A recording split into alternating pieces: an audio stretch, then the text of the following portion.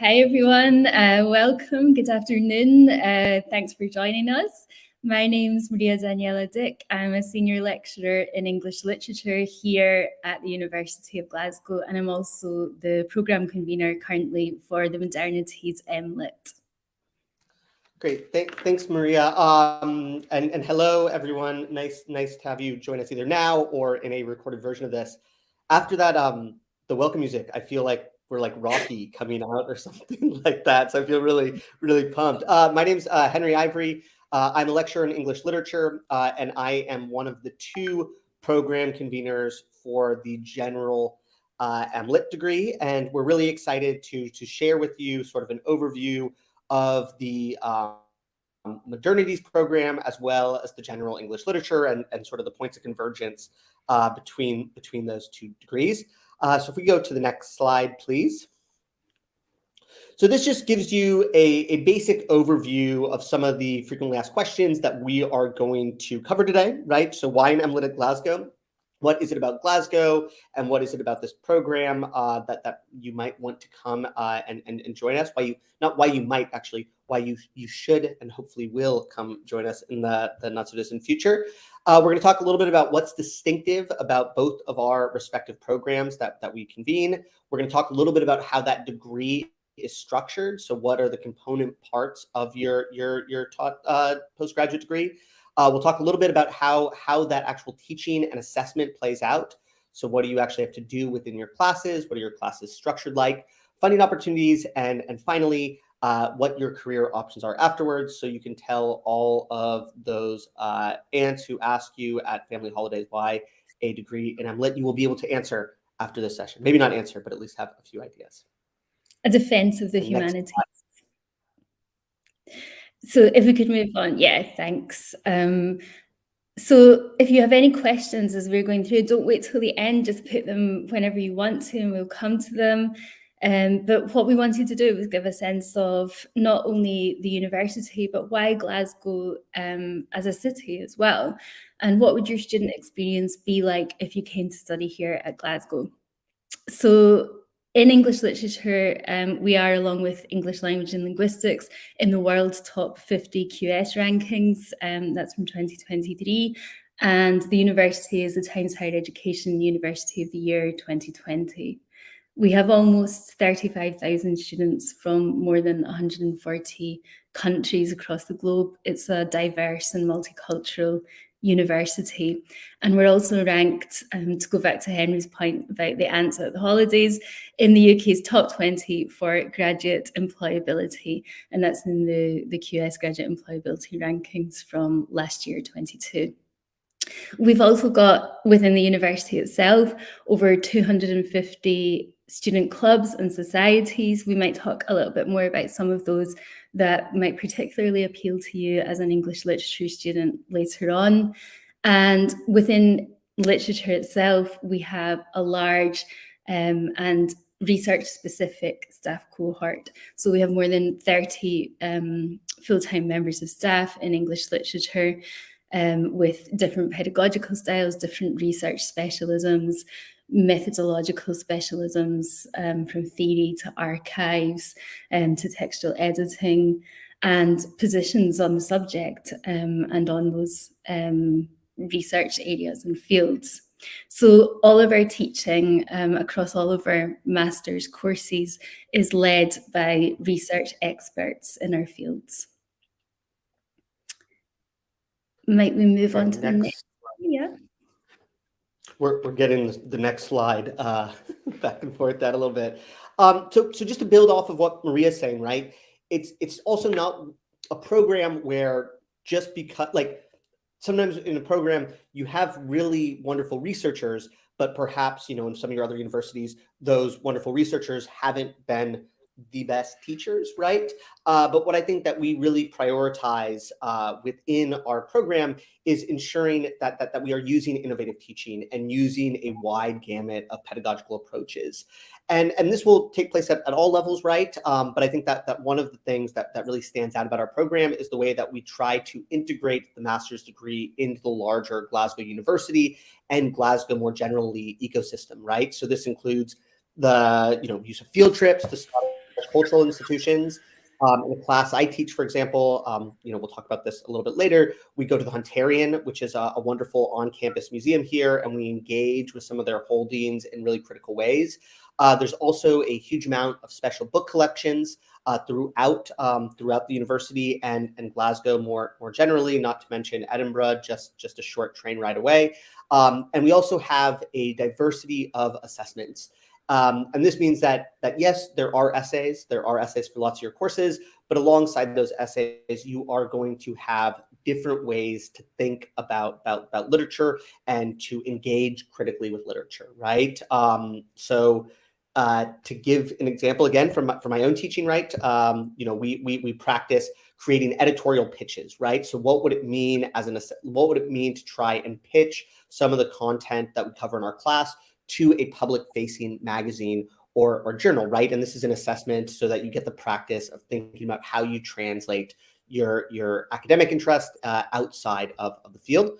Alongside this innovative teaching, we have a huge range of high-profile visiting speakers. These are both academic and sometimes non-academic who are coming to the university, giving talks, giving research colloquiums, giving workshops, right? And these can range from sort of big lecture halls to more intimate, smaller seminar settings. And there's also a really, really rich culture of postgraduate research and collaboration. So you'll see a wealth of various calls for different postgraduate conferences throughout your time here at Glasgow. And this is something that I think is only getting bigger and bigger over the years here. And it might be worth saying, in terms of research seminars, we have our regular English literature research seminar with visiting speakers across the whole year. But as Henry was saying, there are also one-off university events and colloquia, things like the recent James McCune Smith PG conference that you can attend. We recently had Jack Halberstam here under the auspices of the Gifford Lectures, for example, in Ngugi wa Thiong'o. The year before, we have Creative Conversations, which is our colleagues in creative writing flagship programme of author visits. And similarly, other schools and subjects have their own research seminars, which everyone's invited to attend as well. We're affiliated to networks within the university too, and centres like the Centre for Gender History or the Network for Socialist Theory and Movements. So there will be very few nights where something isn't going on, I think.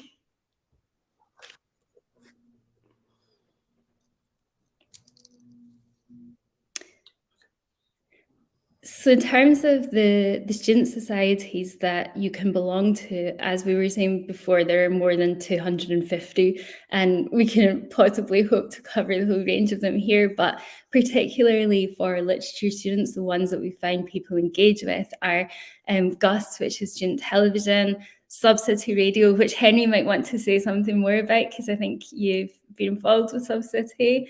GUM, which is the university magazine, and we also have a newspaper, the Glasgow University Guardian.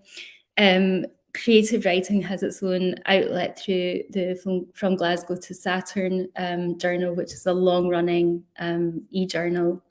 There's also STAG, Student Theatre at Glasgow. And over kind of looking all of these as a kind of physical hub, there's the Gilchrist Postgraduate Club, which is the club and sort of cafe site on campus where postgraduates can come together socially or for booking study rooms, things like that. And I would just say that the Gilchrist is it's always popping, right? Like I feel like anytime I go there for my office, I always run into my students. I always see them hanging out together, and it really is sort of this like central nexus of postgraduate community across the campus. So really Yes. great spot. Okay, maybe we can go to the next slide, Sia. Okay, so postgraduate degrees are different from undergraduate degrees, right? And that's true at a structural level, as we'll talk about a little bit later on, but also really true at a substantive level. And I would actually start off not by going down this slide a little bit, but sort of to flag this point that one of the expectations I think that happens, and one of the big transitions that happens when you move to the postgraduate level, is that you are sort of treated as more a peer rather than a student within the seminar setting, right? So maybe it's a bit of a trite soundbite that you hear from people that, oh, I learn as much from my students as they do from me. But I think that this is something that we truly believe, right? And that the expectation and the conversation within those seminar rooms is that we are thinking through an idea together, right? That we are having a conversation. That doesn't mean that there aren't assessments. There are, of course, right? But it really, I think, feels very different. And I certainly remember when I went from being an undergraduate student to a postgraduate student myself, that there's something qualitatively different around those conversations. And I think that also plays out in more tangible ways, right? When it comes to assessment and grading, there is a higher expectation around the quality of writing and seminar contribution, right? For sure. This is, you are a postgraduate now. You are sort of you're progressing your way through, and your writing should be reflective of that. And within the classroom itself, right? There's really ample opportunity for the conversation to be dictated and led by the students in that classroom. There's formal mechanisms for that, right? That there's a lot of presentations as being not necessarily closed sort of conversations, but rather conversations as being sort of openings for students to lead the seminar. But also I find in my classes certainly that we follow the various kite strings that are let go of by the students, and really sort of allowing that to dictate the direction of the course. I think there's also more of a sustained engagement with critical material, right? And by that, it isn't so much, you are doing the close reading of critical theory, of secondary sources, of archives in just the same way that you are a literary text.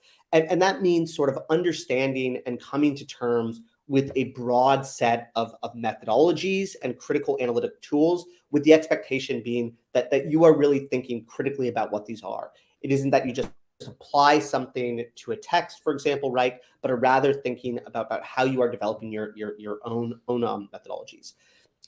Maybe that all sounds a little bit like, how am I going to come up and do this, right? And we don't mean that to say this to scare you off, right? But this is something that will naturally come across just by the sort of level of conversation and level of engagement that you are going to have in the classroom. But it is to flag that there are real qualitative differences to what you should expect within your postgraduate degree versus, I think, your undergraduate degree. And it's an exciting year, right, for that intensity. I think probably even more so than a PhD, the master's is the one year where you feel that you make the biggest leap and the most progress. For sure. So if you could move on to the next slide. Thanks.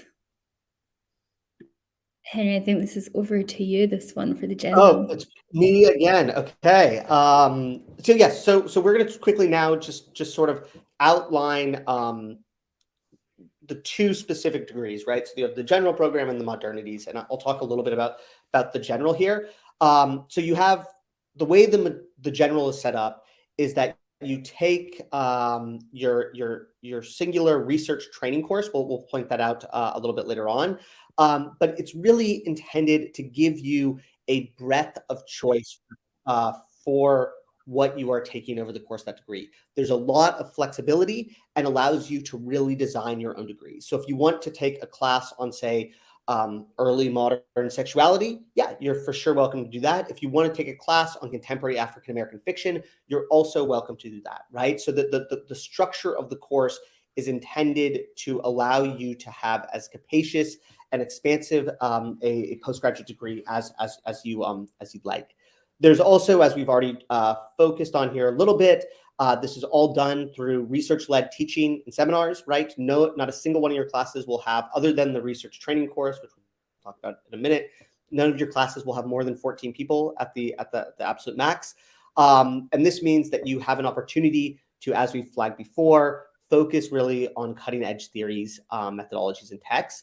There's also an opportunity, and this is part of what Maria was saying about Glasgow being embedded with so many different types of co-curricular and sort of academic conversations is that you will have an opportunity to go to talks, workshops, seminars through a number of other interdisciplinary hubs. So we have the Andrew Hook Center for American Studies, the Center for the Study of Fantasy and the Fantastic.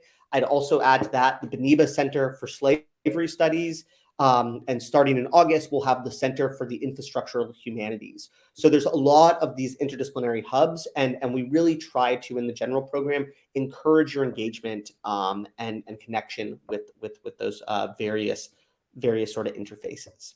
So I'll hand it over to Maria here to talk about the Modernities program.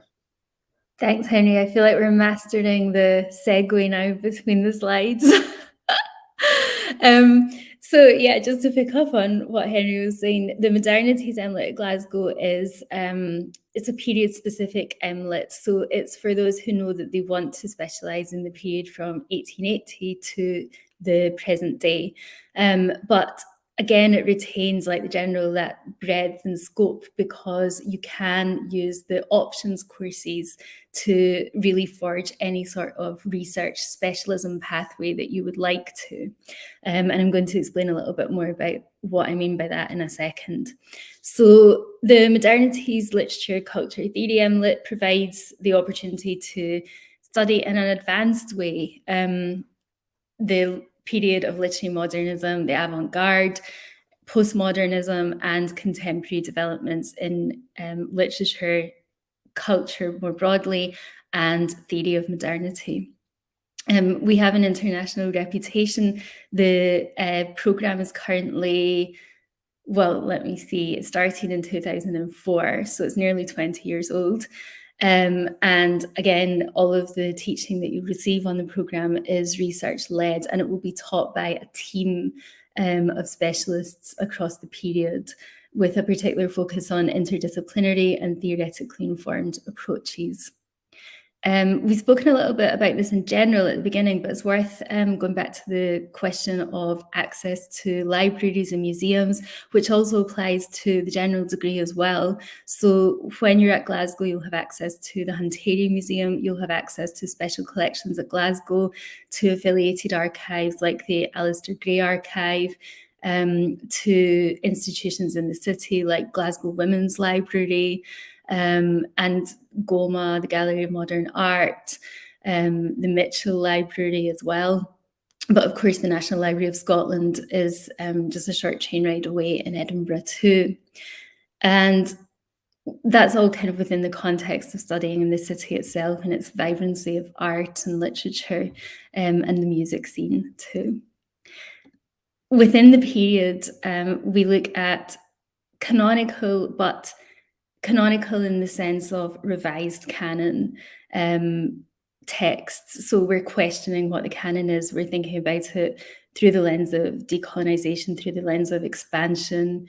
And we're also considering rediscovered texts under that rubric from the periods of the avant-garde, modernism, postmodernism, the late 20th century, and into the present day. So normally what we'll do is we'll focus on one literary text or collection of texts alongside some theoretical lenses and criticism to think about formulations of 20th century and contemporary modernity and the continuities from modernity into the present day. As I said earlier, there are a variety of critical and theoretical approaches across the teaching team, and that's deliberate. We want you to have that diversity and that experience of different styles and positions. So we might draw across that on theories of culture, the avant-garde, memory, history, performativity, gender, technology, and on fields such as post-colonialism, critical theory, the Frankfurt School, and cultural studies. I would add to that as well post-structuralism and the later iterations of neo-modernism, meta-modernism, etc. If you could just move on to the next slide. So, and I see, Orla, I see your question here in the chat. And we're going to talk a little bit about selection of courses, and so maybe we'll maybe touch it touch on that then. But right now, I'll just sort of give you the overview of what a full-time degree looks like. So your degree at the macro level is 180 credits, right? And what this means is 120 taught and 60 independent research courses. I know that those are all like, it's like monopoly money, right? Like what actually is a credit, but all of your courses are going to be 20 credits each for the most part, other than your dissertation, which will be the equivalent of 3 courses. So in your first semester, you take the core courses, right? So for Maria can speak to this a little bit, yeah, but Yes, it's this is Modernities specific. So for the Modernities program, you would take our first core course, which is Modernities 1, which covers the period 1880 to 1945. That should be, I've made a little typo there on the slide, so that should be a 5. And the English Lit Research Training course, which of course, Henry, everyone does, right? It's our core course for all the MLits in that semester. And then if you're taking a Modernities degree, you would also do one option course in addition to that. And we'll talk a little bit about how you can discover those options courses and what you can do on the next couple of slides. I don't know, Henry, if you want to add anything to that for the first semester of the general MLitt.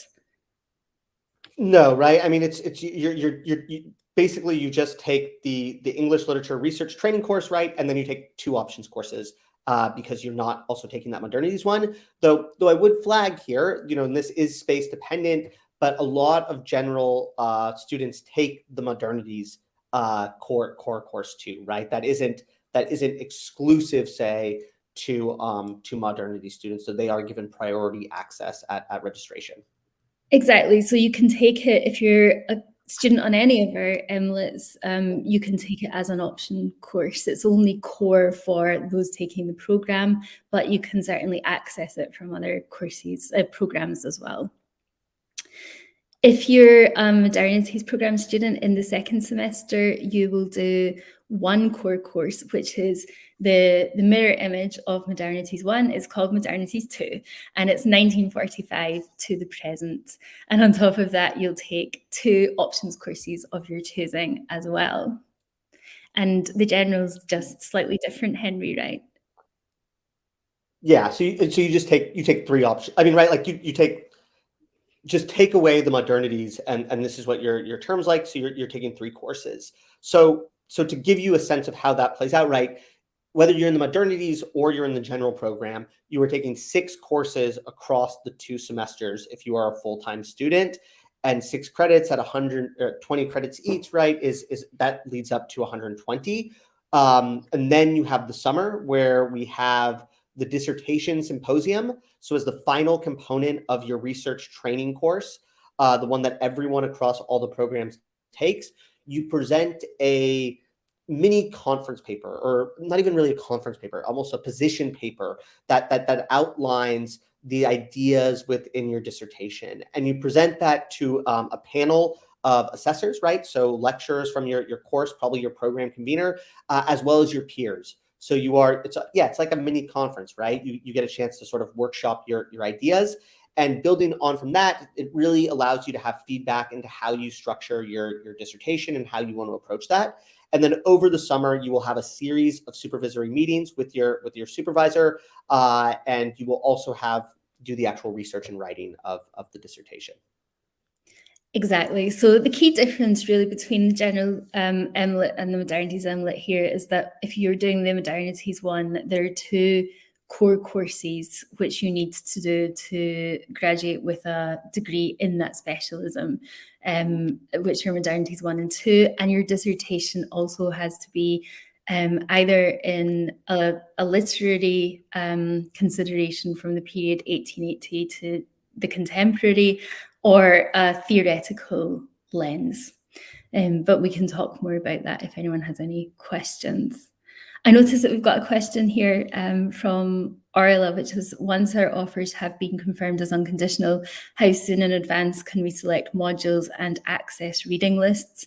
So as soon as you register, you can choose your courses. So it's worth registering as soon as you can, once you've made your decision, once registration opens, to select your courses. But if there's something in specific that you want to ask about before registration's opened, you can, of course, just email us and we can give you the lists during the summer of the courses that are likely to be running next year, and we can point you in the direction of colleagues who are running those courses, so that you can get a start on the reading as well.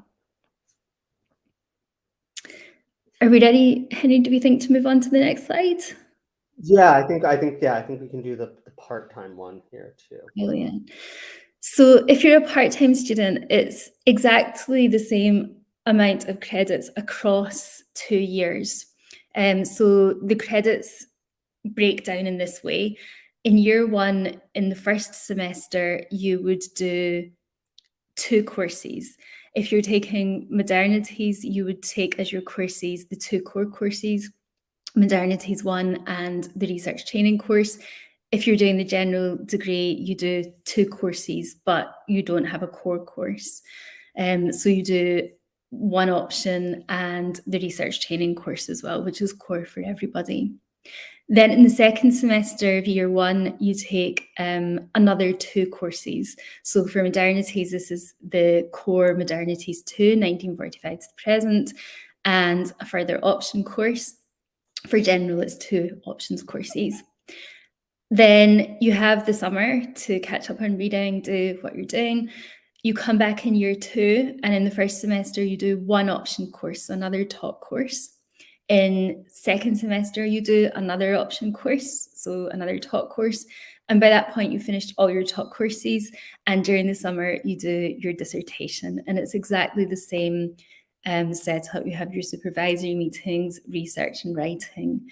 The one difference is that you will have participated in the symposium the year before, because the symposium is linked to the research training course, but we have special provision for students who aren't doing the dissertation in that year. You can present on an end of term essay or project that you're currently doing. And I think that covers the part-time structure. And we could probably move on to the next slide. Great. So this is how you'll be taught and assessed. We've covered the lion's share of this, to be honest, right? And the assessments for your individual option courses will vary, but they will, in general, right, be a combination of some sort of research essay, so a longer form piece of writing, combined with shorter writing assignments and or presentations, right? What those actually look like in practice in the classes will vary from class to class, and there will be a surprising amount of, I think, sort of creativity within those bounds. But that's sort of the basic structure of how you'll be assessed for your courses. In semester one, right, as we said, you'll have the 2 option courses in the general, and then you'd have the research training course, which is assessed through not the set piece of writing, but is assessed through, it's the portfolio of reflections on attending events across the school. Is that right, Maria? And the dissertation symposium, is that right?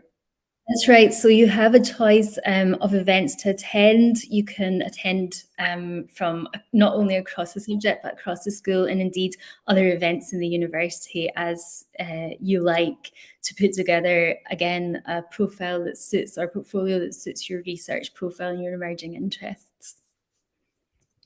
Yeah. And there's, so again, as Maria said earlier, right, like if you wanted to, every single night you could be enjoying some vinegary University of Glasgow wine at some sort of event, right? Like there's so much happening that you are never lacking for finding these activities. Then over the summer, right, you'll have these dissertation and advising meetings. Your supervisor is able to read up to 2,500 words of That's your dissertation.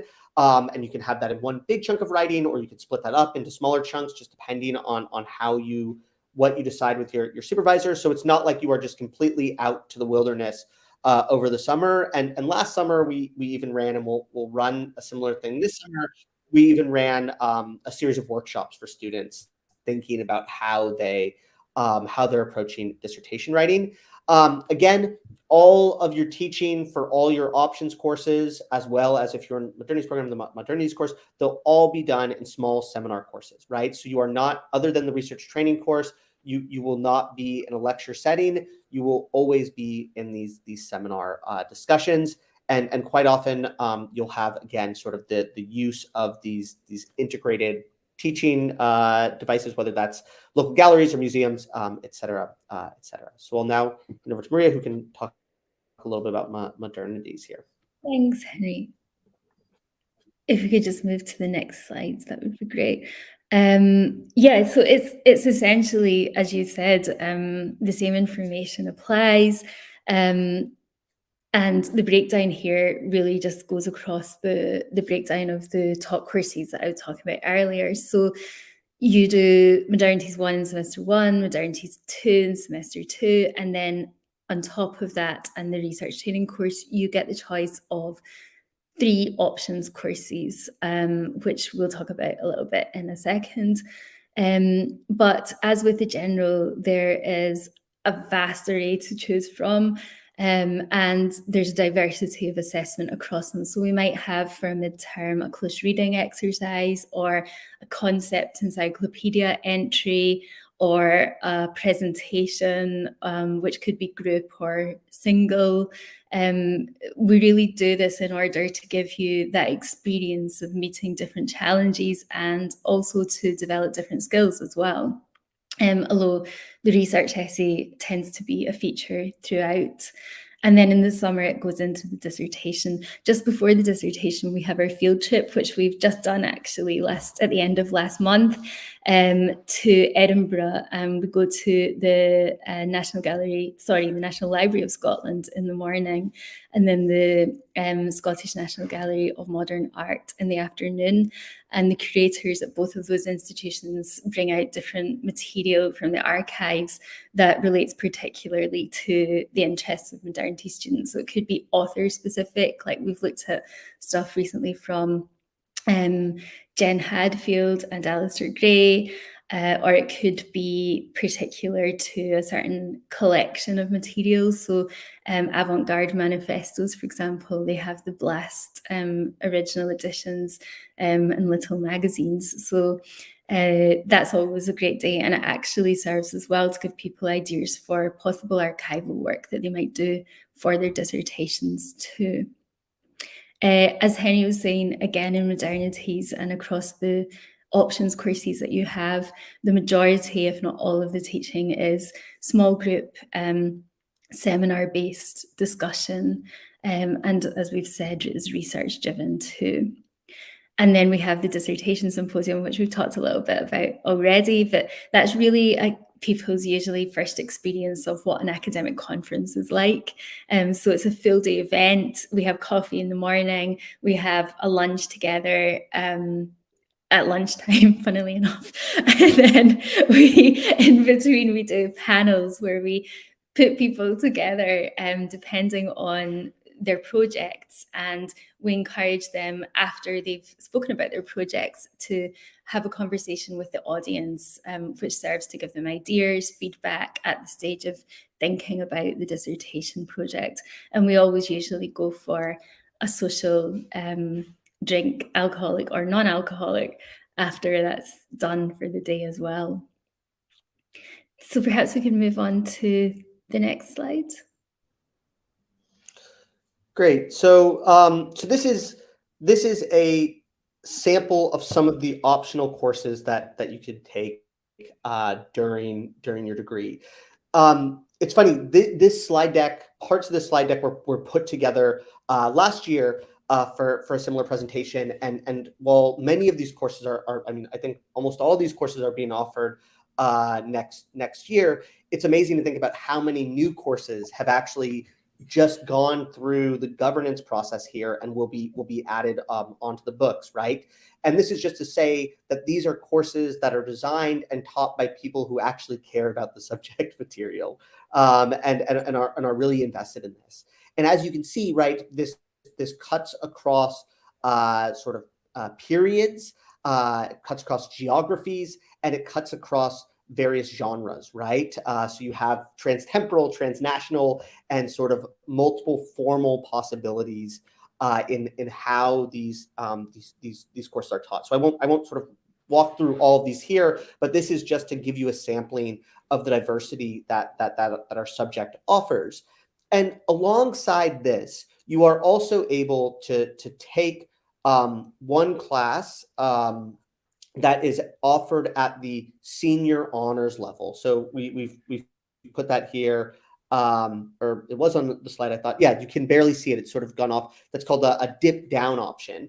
And that means that some courses are only offered to senior honor students, but as a postgraduate, you're able to take 20 credits at that senior honors level. And I don't know. I think it's another really nice experience, right? You get to go back to undergrads and flex your PGT, sort of intellectual muscle again. But it also just means that you have more options of classes to take, and really our senior honor students are so top notch too, that I think that everyone that does that has a really wonderful experience. You're also able to take classes from across the college. There's an asterisk here, right? You have to both clear if you wanted to take an anthropology course, if you wanted to take a philosophy course or a history course. You just need to clear that with your program convener. So if you were in the general program, you'd write to me. If you were in Modernities, you'd write to Maria and sort of say, this is why I want to take this class. This is what it is. And then you also need to clear that with the consent of the convener. And I can't remember, Maria, is there a certain limit to courses you can take outside of English too? No, but it's subject to availability in places. Yeah. So that's why it's important as well to ask the other convener, because there might be particular requirements in place for a course, or it may have certain constraints of numbers on it. So it's worth thinking about those early on, which ones you might want to do.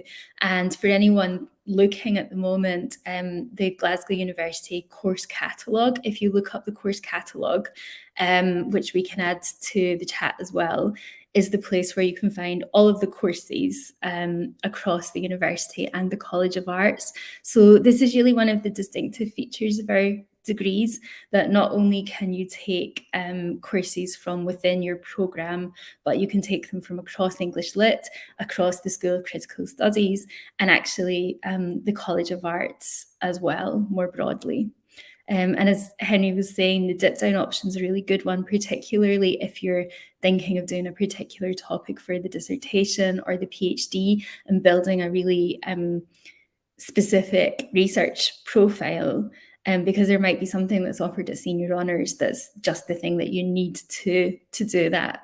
So it's really worth taking time to look through and seeing what you might want to do, and thinking about how to build up your profile for yourself, so that you get the most out of it, because it's really rich what we have on offer.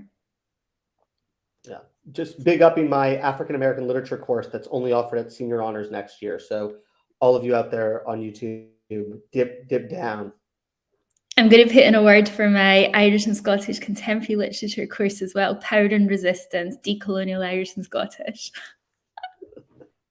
Good. This is just an elaborate ploy to get you to come join our classes. But I think you're up next, Maria, to talk a little bit about Modernities. Perfect. So we just thought we'd give you a flavour of the kind of things that you might do in a course, really, in a week in a course. And it's worth actually, I meant to say with the previous slide, going back to your point, Henry, about remember, if you're on the general degree, you can do Modernities 1 as an option. If you're on the Modernities degree, you can do American Modern Lit 1 as an option, or fantasy, subject to availability. All of the core courses for the period or genre specific MLiTs are also available to students on the other MLiTs as options usually, again subject to availability.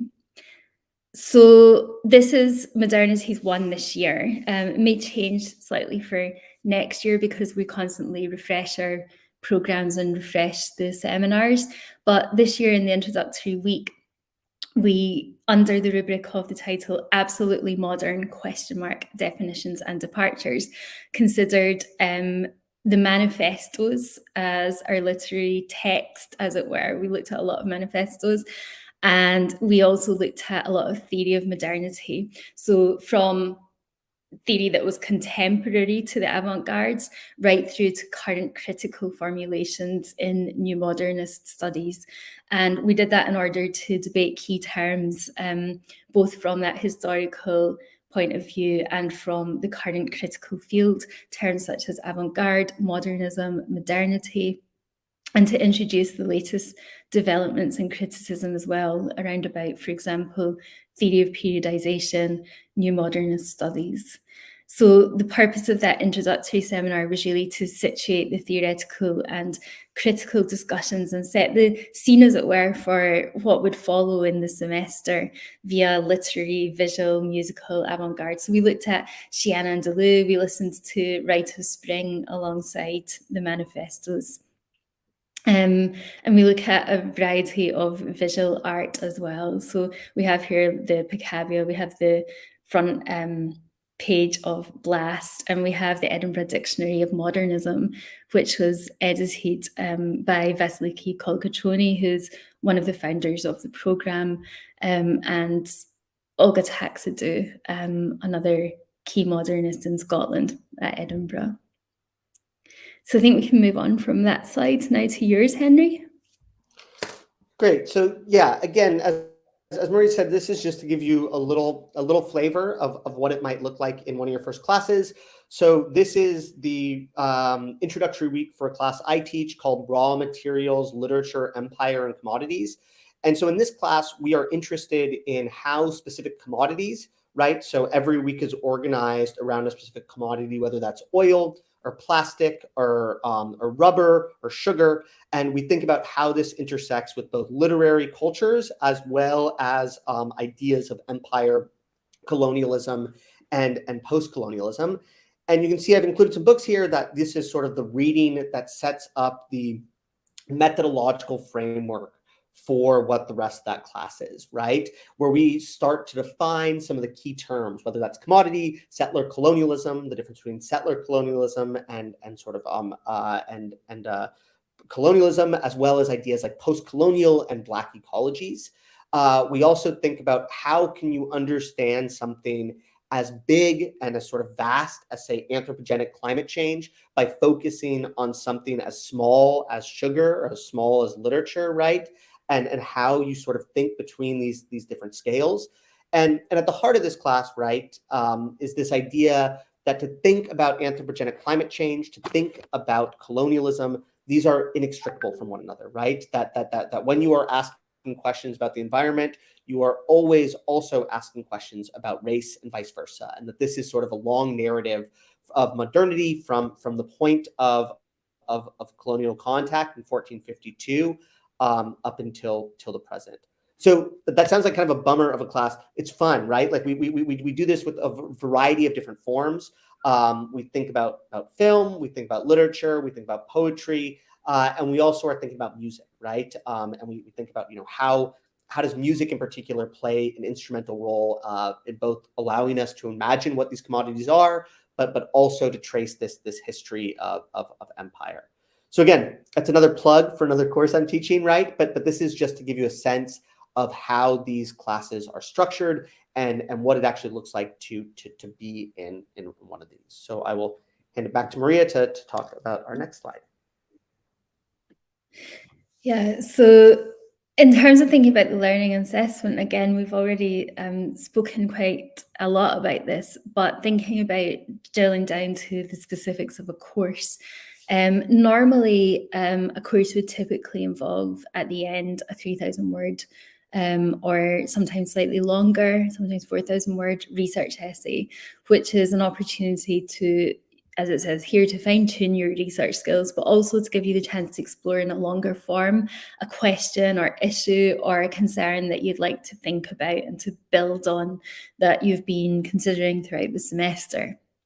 In addition to that, most courses will have this shorter writing assessment that we were talking about, and that's what we call a midterm, right? It comes usually just after reading week, which at Glasgow is in week 6. And this is another beautiful feature of an English lit degree at Glasgow. You get reading week. So in week 6, you get this week to, as we say, read, write, and think. And your midterms are due the following week. So they can be anything from a close reading to, as we say, encyclopedia entry to Henry's editorial pitch, to forms of presentation, or sometimes creative critical responses. And they will be dependent on what the research is for that particular course that you're taking and what the course leader has decided to set around about it. So often it will include as well an opportunity for oral presentation, and this could be formative, and by which we mean it might not carry a grade. It could just be a chance to present to the class on something like a text for the week or a particular question that you might have been set in advance of the seminar, or it could be summative. So the distinction with summative assessment is that it's one of your assessments that carries a grade. So whether it's formative or summative, that oral presentation often gives you the chance to try out your ideas with the rest of the class, and sometimes to kind of pilot something that you might be interested in thinking about further in the research essay as well. I think we could move on to the next slide. Great. So don't panic, right? You don't need to show up at Glasgow with an idea for a dissertation already mapped out. You'll have ample time through the research training course, through your other courses, to start developing an interest as well as sort of a nascent expertise in various specific, in a field of sorts. But when you do start writing the dissertation over the summer, what that looks like is a 12 to 15,000 word piece of writing, which sounds scary perhaps now, but when you actually start writing it, you're going to be like, oh my goodness, how did I run out of space so quickly? As we talked about, right, that a good place for feedback, a good touch point, is the MLitt Symposium that will be at the start of the summer, and you will also be assigned the supervisor to work with and meet over the course of the summer term. And we've talked about this enough so that we don't need to really dwell on it, but I would just say that you can also be flexible about what those meetings look like too, in terms of whether you're in person or whether you are doing those through a virtual format, because we all know that summer can be challenging. Maybe you're working, maybe you're traveling, all the above, right? So there's quite a bit of flexibility there. But yes, this is, in a quick nutshell, this is really what the dissertation looks like. So I will pass it back to Maria here. And thanks. Just move on to the next slide. We just wanted to say briefly about funding opportunities, because this information is contained centrally at university level, but there are some funding opportunities available for postgraduate students and nationality-specific awards as well, or area-specific awards, as well as some merit-based scholarships like the postgrad talent scholarships. There are also, if you're thinking of moving from master's onto PhD, some funding routes into PhD that will be flagged during the master's year. And we'll talk more during the master's year about the kind of timetable from moving on from master's to PhD and when you need to start considering that. So really, this is just a slide to flag that those funding opportunities are there on the university website. And I think we have a link in the chat as well. Great. We can probably move on to this slide, the grand finale here. Career opportunities. What are you all going to be when you grow up? And we don't know that, right? I think that as one of the values, right, like one of the challenges to doing a humanities degree can often be this sort of lack of instrumental value or something, right? That when you finish it, it's not like you're all of a sudden a professional novel reader, though some of you may go on to academic careers where that is what you do professionally. But this is to say that the skills that you are going to learn inside the classroom here. And as Maria already flagged, with what it comes to in terms of actual employability, right? This is not just sort of unquantified gibberish that we're spewing at you, right? You're going to have so many different career opportunities open for you. And I think that these are the sorts of skills, these are the different types of pathways, whether that's, going into something like consultancy, right? Thinking about policy, data, et cetera, whether that's going into the creative industries. These are all professions and professional career paths that require the types of communication, critical thinking, analytic skills that you are going to develop in your degree. I moved here from Canada, and our big bank in Canada, the Royal Bank of Canada, they published this huge sort of employability report a few years ago, and what they wanted were not the hard skills of engineers and economics, right? Though those are of course important, although they may be made more and more obsolete with AI. What they really cared about were the soft skills, right? This is what employers across various industries were interested in, right? Can you think about problems in creative and unexpected and critical ways, right? And this is precisely what you are going to be learning in these classrooms. And so, maybe we don't have that single answer about what it is you are going to be after you finish this, but I think that you are going to open up so many doors, and so many of our graduates go on to really exciting and sometimes unexpected career pathways. Thanks, Henry. So I think it just remains to us to say, please add any questions you've got to the chat. We're here for another few minutes and we can answer any of those just now. But otherwise, if we just move on to the last slide, we've put both of our email addresses here. It's maria-daniela.dick@glasgow.ac.uk and henry.ivory@glasgow.ac.uk. And if you have any questions that you'd like to follow up after this presentation on with us, we're really happy to answer anything or to point you in direction of registry or admissions as relevant to your question. Yeah, and one thing I feel like we didn't say perhaps enough about the start, which is like it's a very international program, right? Both of our postgraduate degrees have students from all over the globe. And we know that means that many of you are probably going to be moving great distances to come join us here.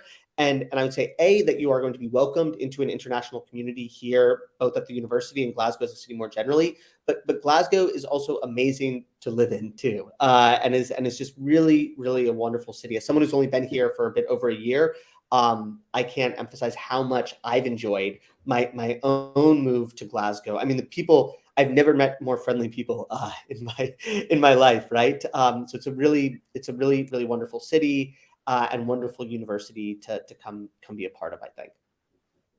Yeah, exactly. I mean, as Alistair Gray says, right, Glasgow is a magnificent city, and it would be great to welcome you here to the university and to help you discover the city more broadly as well, and the kinds of things that you might do and see and be part of when you're here. Great. So I think that's us ready to say goodbye. If there are no more questions, but as we said, we're really happy to follow up on any that you might have by email. Yeah. Thank you.